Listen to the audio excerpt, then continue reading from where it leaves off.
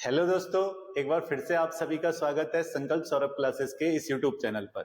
साथियों, आज हम वन अनुसंधान से संबंधित राज्य सरकार की कुछ महत्वपूर्ण पहलों पर चर्चा करने वाले हैं। जैसे आप जानते हैं कि कुछ पार्क, कुछ गार्डन्स हमारे पास नॉर्मल जो हमारे पास बुक अवेलेबल है उनमें दिए गए हैं, लेकिन हमारे पास कुछ पार्क, कुछ गार्डन ऐसे हैं जो उन किताबों में नहीं दिए गए हैं और हमारे पेपर पॉइंट ऑफ व्यू से अति महत्वपूर्ण है। जैसे पॉलिनेटर पार्क हो गया, राइजोम बैंक हो गया या बुग्याल संरक्षण की विधि हो गई। उन सभी महत्वपूर्ण बिंदुओं पर इस वीडियो के अंदर चर्चा करने वाले हैं। चलिए शुरू करेंगे। सबसे पहले हमारे पास उत्तराखंड वन अनुसंधान से संबंधित पहलों में विषय सूची पर आ जाते हैं। क्या क्या हमें इस वीडियो के अंदर डिस्कस करना है? यहाँ हमारे पास दिए गए चीजों में उत्तराखंड के अंतर्गत pollinator park, rhizome bank, GIC lab, इन पर बात करेंगे। इसके अलावा इको टूरिज्म पर चर्चा करने वाले हैं, बुग्याल संरक्षण, हीलिंग सेंटर पर बात करने वाले हैं, अनुसंधान प्रयोगशाला पर चर्चा करेंगे और सरकार के द्वारा इको टूरिज्म गतिविधि को बढ़ावा देने के प्रयास, इस पर भी बात करेंगे। सबसे पहले हमारे पास यहाँ पर कुछ पहल में तीन चीजें इंपॉर्टेंट है: पॉलिनेटर पार्क, राइजोम बैंक और जीआईसी लैब। पॉलिनेटर पार्क पर हम आ जाते हैं। पॉलिनेटर पार्क हल्द्वानी नैनीताल के अंतर्गत स्थित है। इस पार्क की स्थापना, आप ध्यान रखिएगा कि 2019-20 में पॉलिनेटर पार्क हल्द्वानी नैनीताल में स्थापित हुआ। ये 1.4 हेक्टेयर क्षेत्रफल के अंतर्गत फैला हुआ पार्क है और इसकी सबसे इंपॉर्टेंट चीज आपको ध्यान रखनी है कि ये देश का पहला पॉलिनेटर पार्क है। ये पार्क बी कीपिंग से संबंधित है, मधुमक्खियों से संबंधित है, परागकर्ताओं और उनके होस्ट जो पौधे हैं उन पर शोध करने से संबंधित ये पार्क बनाया गया है। तो आप ध्यान रखेंगे, हल्द्वानी नैनीताल में 2019-20 में देश का पहला पॉलिनेटर पार्क बनाया गया था। इसके अतिरिक्त हमारे पास एक इंपॉर्टेंट यहाँ पर बैंक हो जाएगा राइजोम बैंक। आपके पास डायरेक्ट पेपर के अंदर पूछा जाएगा राइजोम बैंक या उच्च स्थलीय पादप बैंक की स्थापना कहां की गई है। तो ये जो उच्च स्थलीय पादप बैंक या राइजोम बैंक है, ये आपका औली चमोली के अंतर्गत, आप जानते हैं, यहां पर स्थापित किया गया है। 2020-21 के अंतर्गत इसकी स्थापना हुई। इस पार्क से आपको ध्यान रखना है कि ये जो राइजोम बैंक है ये जायका परियोजना के तहत स्थापित किया गया बैंक है। यहां पर आपको ध्यान रखना है कि उच्च स्थलीय पादप बैंक में यानी राइजोम बैंक में जैसे कुटकी हो गया, जैसे कूट हो गया, सालमंजी हो गया, नाग छतरी हो गया, बालछड़ी, जटामासी, अतीस, ऐसे पौधों का संरक्षण इस राइजोम बैंक के अंतर्गत किया गया है। तो ये एक इंपॉर्टेंट पॉइंट है, इसे भी आप ध्यान रखेंगे। इसके अतिरिक्त हमारे पास जीआईएस लैब जो है वो एक इंपॉर्टेंट लैब हो जाएगा, एक इंपॉर्टेंट पहल हो जाएगी जो नवाचार से संबंधित है। जीआईएस लैब के अंतर्गत आप लोग ध्यान रखेंगे, पहले तो इसका पूरा नाम अगर आपके पास पूछा जाता है तो इसका पूरा नाम है ज्योग्राफिकल इंफॉर्मेशन सिस्टम लेबोरेटरीज। इस लैब की स्थापना हल्द्वानी में की गई है। यानी आपसे पूछा जाए किस वर्ष इसको स्थापित किया गया है तो 2023 के अंतर्गत इसको स्थापित किया गया है। और इस लैब का मुख्य कार्य क्या है कि ये अलग अलग प्रकार के वनों में, वन प्रभागों में वनों के छत्र आवरण की जानकारी से संबंधित है, या ये लैब वन अग्नि की सटीक जानकारी यानी जंगल में लगी आग की सटीक जानकारी देने के लिए स्थापित की गई है। इसके अतिरिक्त अगर हम अन्य बातों पर यहाँ पर गौर करें तो आर्किड संरक्षण केंद्र आपके पास महत्वपूर्ण हो जाएगा। आर्किड संरक्षण केंद्र की स्थापना मंडल गोपेश्वर के अंतर्गत की गई है। ये आप ध्यान रखेंगे, चमोली मंडल गोपेश्वर में आर्किड संरक्षण केंद्र बनाया गया है। ये 2019-20 के अंतर्गत बनाया गया और इसकी सबसे बड़ी विशेषता ये है कि ये उत्तर भारत का सबसे बड़ा आर्किड केंद्र है। इसका उद्देश्य यहाँ पर दुर्लभ प्रजाति के आर्किड का संरक्षण करना है। यहाँ 80 प्रजातियां आर्किड की लगभग रखी गई है और पर्यावरण शिक्षा को प्रोत्साहन देना भी इस पार्क का एक उद्देश्य है। तो आर्किड संरक्षण केंद्र आपका उत्तर भारत का सबसे बड़ा संरक्षण केंद्र मंडल गोपेश्वर में स्थापित किया गया है।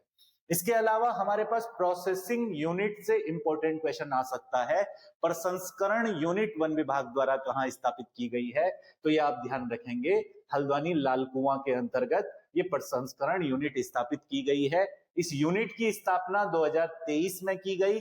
क्या महत्व है प्रसंस्करण यूनिट का, क्यों स्थापित की गई है ये यूनिट? तो आप याद रखेंगे कि जो राज्य में सगंध और औषधीय पादप हैं, इनके उत्पादन से संबंधित आजीविका संवर्धन को बढ़ावा देने के लिए, यानी सगंध पादपों से, औषधीय पादपों से लोगों की आजीविका बढ़ाने का प्रयास किया जाएगा।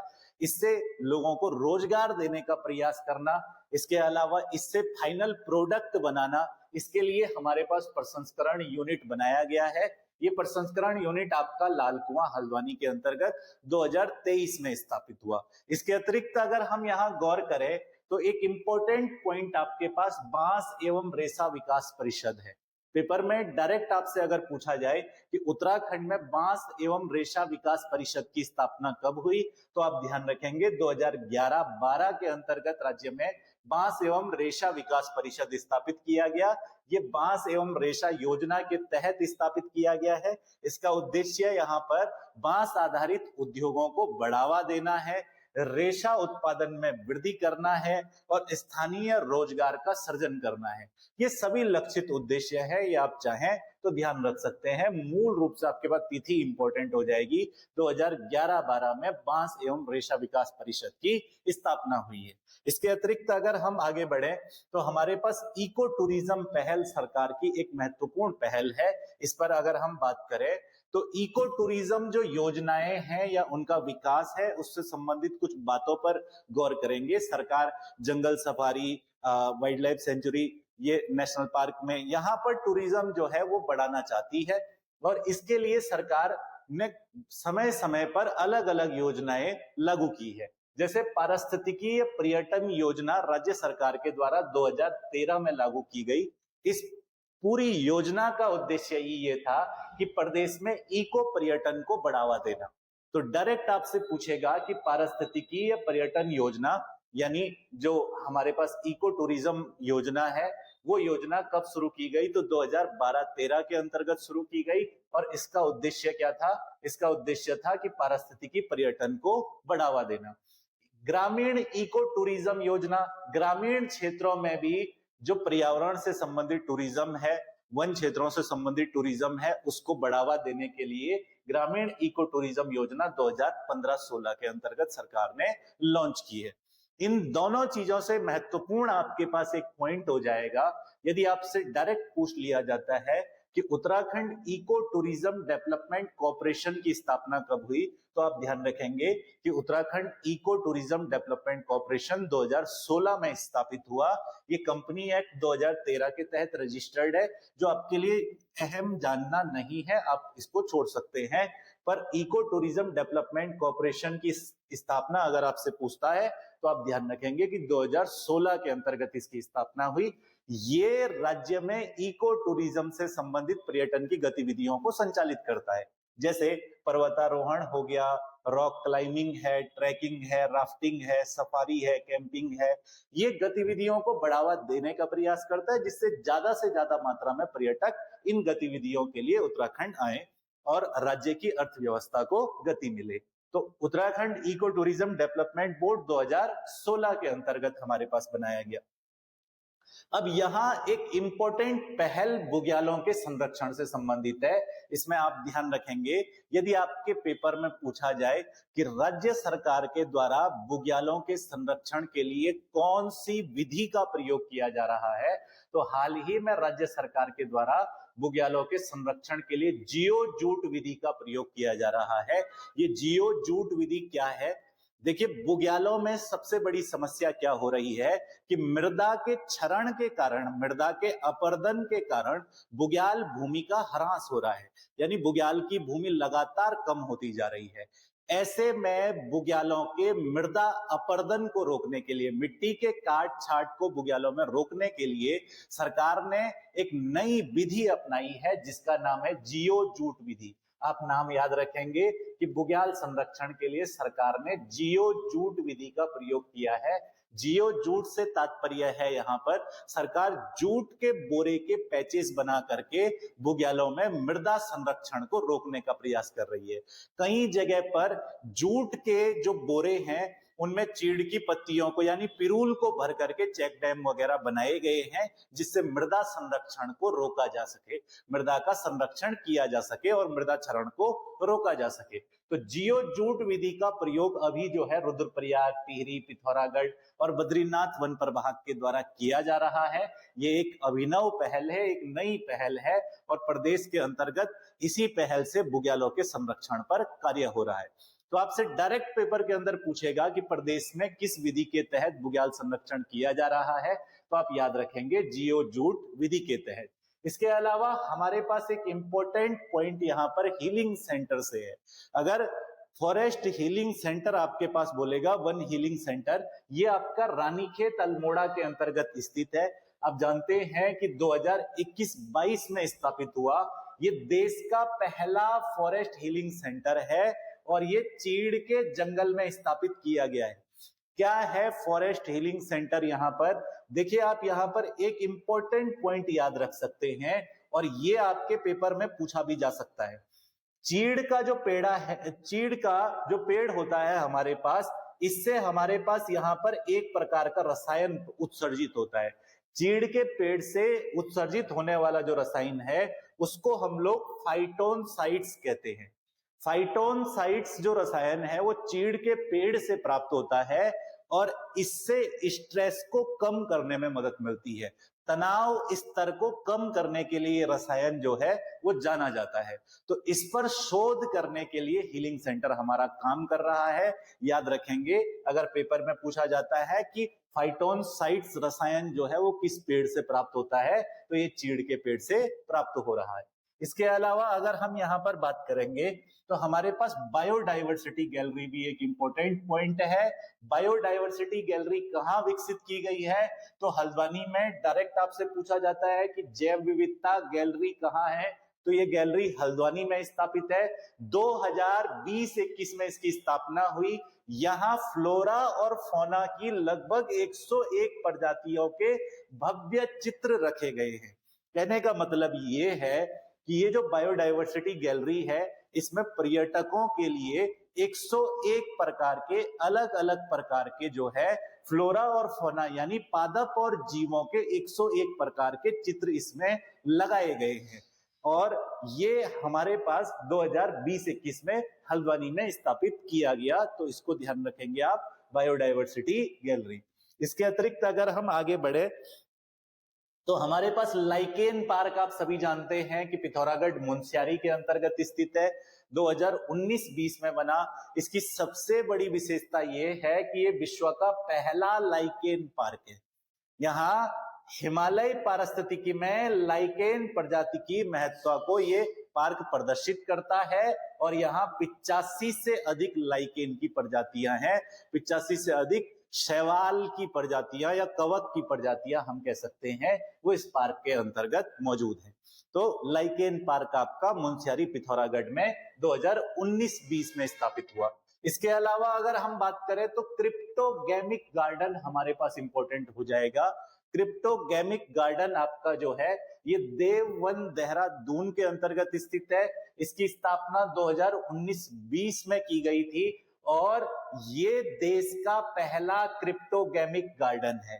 इस गार्डन के अंदर आपको ध्यान रखना है लाइकेन, मॉस, फर्न यानी जो काई, शैवाल वगैरह है, इनकी लगभग 130 प्रजातियों का संरक्षण इस गार्डन के अंतर्गत किया जा रहा है। ये आपका देववन देहरादून में स्थित है। इसके अलावा घास संरक्षण केंद्र आप जानते हैं, घास संरक्षण केंद्र आपका रानीखेत के अंतर्गत स्थित है। यहाँ घास की 100 से ज्यादा प्रजातियों को संरक्षित करने का प्रयास किया जा रहा है। घास संरक्षण केंद्र के अंतर्गत घास का वर्गीकरण भी अलग अलग आधार पर किया गया है। जैसे यहाँ औषधीय गुणों के आधार अनुसार जो घास महत्वपूर्ण है उसको अलग वर्गीकृत करके संरक्षित किया जा रहा है। चारे के अनुसार जो घास हमारे पास जो है महत्वपूर्ण है उसको संरक्षित किया जा रहा है। मृदा अपरदन पर नियंत्रण के लिए जो घास महत्वपूर्ण है या सुगंधित उपयोगों के लिए जिस घास का प्रयोग किया जाता है, इस प्रकार की जो घास है उसका संरक्षण किया जा रहा है घास संरक्षण केंद्र रानीखेत के अंतर्गत। तो पूछा जाएगा कहां पर है रानीखेत, आप इसमें ध्यान रखेंगे। इसके अतिरिक्त अगर हम आगे बढ़े तो हमारे पास हर्बल गार्डन, फाइकस कैंट, अष्टवर्ग संरक्षण केंद्र, ये सभी चीजें भी महत्वपूर्ण हैं। हर्बल गार्डन आप ध्यान रखेंगे कि माणा बद्रीनाथ क्षेत्र के अंतर्गत स्थित है, 2018-19 में बना, और इसकी विशेषता ये है कि ये देश में सबसे ज्यादा ऊंचाई पर स्थित हर्बल गार्डन है। इस हर्बल गार्डन की ऊंचाई लगभग 11,000 फुट है, ये आप इसके अंदर ध्यान रखेंगे। हर्बल गार्डन माणा क्षेत्र बद्रीनाथ में है, 2018-19 में बना और देश का सबसे ज्यादा ऊंचाई पर स्थित हर्बल गार्डन है। दूसरी ओर अगर हम बात करें तो हमारे पास अष्टवर्ग संरक्षण केंद्र महत्वपूर्ण हो जाएगा। अष्टवर्ग संरक्षण केंद्र आपका हरसिल उत्तरकाशी के अंतर्गत स्थित है। इसकी स्थापना की गई थी 2021-22 के अंतर्गत। ये भारतीय हिमालयी क्षेत्र में पहला अष्टवर्ग संरक्षण केंद्र है। अगर हम बात करेंगे तो यहाँ क्या नई चीजें शामिल की गई है, यहाँ अष्टवर्ग प्रजातियां, जैसे जो च्यवनप्राश होता है उसमें जो 8 प्रकार के औषधीय पादप होते हैं जिनको च्यवनप्राश में डाला जाता है, उनके संरक्षण से संबंधित है हमारा अष्टवर्ग संरक्षण केंद्र। उन 8 पादपों का यहाँ पर संरक्षण किया गया है। तो अष्टवर्ग संरक्षण केंद्र आपसे कहता है ये आपका हरसिल उत्तरकाशी में है, जो 2020-21 में 21-22 के अंतर्गत आपका जो है स्थापित हुआ। इसके अतिरिक्त अगर हम बात करें तो फाइकस संरक्षण केंद्र महत्वपूर्ण है। फाइकस संरक्षण केंद्र 2013 में स्थापित हुआ और देश का सबसे बड़ा फाइकस उद्यान है जो आपका लाल कुआं नैनीताल में स्थित है, ये आप इसमें ध्यान रखेंगे। यहाँ फाइकस की 104 प्रजातियों को संरक्षित किया गया है, तो ये एक इंपॉर्टेंट उद्यान है। इसके अलावा हमारे पास एक तकनीक भी महत्वपूर्ण है। उत्तराखंड पहला राज्य है जिसने वन अनुसंधान तकनीक का प्रयोग किया है। यहाँ आपके पास क्वेश्चन अलग अलग तरीके से पूछा जा सकता है। वह पहला राज्य बताओ जिसने वन अनुसंधान तकनीक के माध्यम से अति सघन वनों को प्रयोगात्मक रूप से तैयार किया है। तो पहला राज्य इस मामले में उत्तराखंड है। आपको ध्यान रखना है कि वन अनुसंधान तकनीक का प्रयोग हमने 2018 में किया। इस तकनीक के माध्यम से देश में सबसे पहले हमने नर्सरी तकनीक का सफलतापूर्वक प्रयोग करके हल्द्वानी के मैदानी क्षेत्रों में और रानीखेत के पहाड़ी क्षेत्रों में देशज प्रजाति के सघन वन तैयार किए हैं। देशज प्रजाति के ये सघन वन हमने नर्सरी तकनीक का प्रयोग करके 2018 में तैयार किए हैं, यानी हमने एक डेंस फॉरेस्ट एरिया तैयार किया है इस तकनीक के माध्यम से, और उत्तराखंड इस तकनीक को प्रयोग करने वाला देश का पहला राज्य है 2018 में। इसके अलावा अगर हम आगे बढ़े तो हमारे पास दसमूल गार्डन महत्वपूर्ण हो जाएगा। दसमूल गार्डन आपका लाल कुआं नैनीताल के अंतर्गत स्थित है। इसकी स्थापना 2010 में की गई थी। यहाँ 10 प्रकार के आयुर्वेदिक पौधों का संरक्षण किया जा रहा है। तो आप याद रखना, आपके लिए आसान है।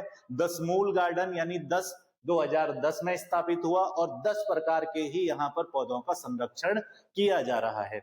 ये जो दसमूल गार्डन है इसमें 5 वृक्ष की प्रजातियां और 5 झाड़ी की प्रजातियों के जो औषधीय पौधे हैं उनका इसमें संरक्षण किया जा रहा है। 2010 में ये स्थापित हुआ। इसके अतिरिक्त अगर हम यहाँ बात करेंगे तो हमारे पास एथेनो बॉटनिकल गार्डन, ये भी एक महत्वपूर्ण पहल है।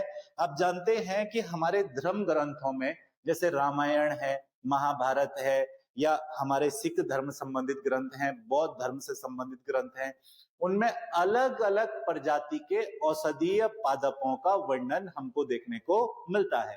रामायण में भी कई औषधीय पौधों के बारे में वर्णन मिलता है, महाभारत में वर्णन मिलता है। सरकार ने प्रयास किया है कि धर्म ग्रंथों में जो ये पादप वर्णित हैं, इन पादपों को आज के समय हम इकट्ठा करके एक पार्क में संजो करके रखें। इसके लिए बनाए गए गार्डन है एथेनो बॉटनिकल गार्डन। ये राज्य में 3 जिलों में स्थापित, 3 अलग अलग नगरों में स्थापित किए गए हैं, जैसे हल्द्वानी, हरिद्वार, देहरादून, इन क्षेत्रों में ये स्थापित किए गए हैं।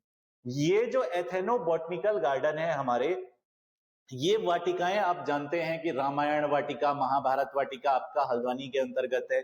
इसी तरीके के हरिद्वार और देहरादून क्षेत्र में भी हमारे पास एथेनो बॉटनिकल गार्डन बनाए गए हैं जो धर्म ग्रंथों पर आधारित पादपों से संबंधित है। अगर इको टूरिज्म गतिविधियों की हम यहाँ बात करें तो राज्य सरकार लगातार इको टूरिज्म को बढ़ावा दे रही है।